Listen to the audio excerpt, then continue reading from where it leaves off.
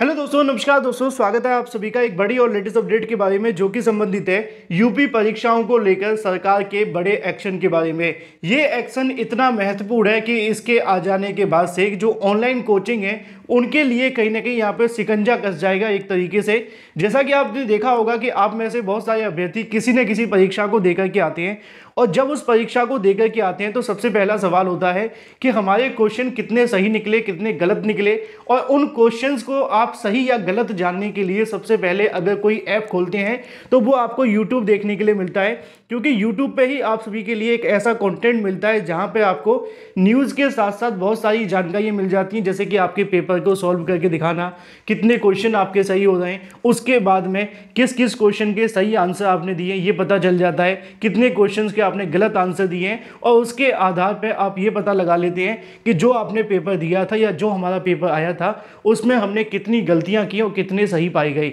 तो तमाम इन जानकारियों को लेकर यूट्यूब पे बहुत सारी अलग अलग क्लासेस हैं जहां पे आप कोर्सेज खरीदते हैं या फिर कैसे भी करके कभी ना कभी तो आपने आंसर की के लिए देखा ही होगा किसी भी भर्ती को लेकर, किसी भी परीक्षा के बारे में।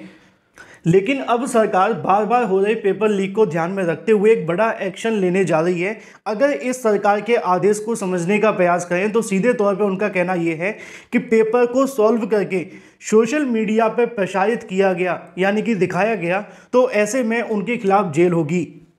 और इसकी जानकारी आप सभी को उत्तर प्रदेश में शुरू होने वाली बोर्ड परीक्षाओं के अंदर भी देखने के लिए मिल रही है। इसी को आने वाली भर्तियों में लागू करने की भी तैयारियां ऐसी जानकारी अधिकारी देते हैं। लिखा हुआ है कि यूपी बोर्ड परीक्षा कल से शुरू होने वाली है और क्वेश्चन पेपर को अगर सॉल्व करके प्रसारित किया गया तो गैर जमानती अपराध आप सभी को देखने के लिए मिलेगा। नीचे लिखा हुआ है कि 22 फरवरी से लेकर 2024 में हाई स्कूल एवं इंटरमीडिएट की परीक्षा नकल विहीन संपन्न कराने के लिए व्यूह रचना तैयार कर ली गई है, जहां पे नीचे आपको देखने के लिए मिलेगा कि इस विषय में मंगलवार को मुख्यालय में सचिव दिव्यकांत शुक्ल ने मीडिया से जानकारी साझा करते हुए यहां पे बताया है कि अगर बात की जाए पेपर को सॉल्व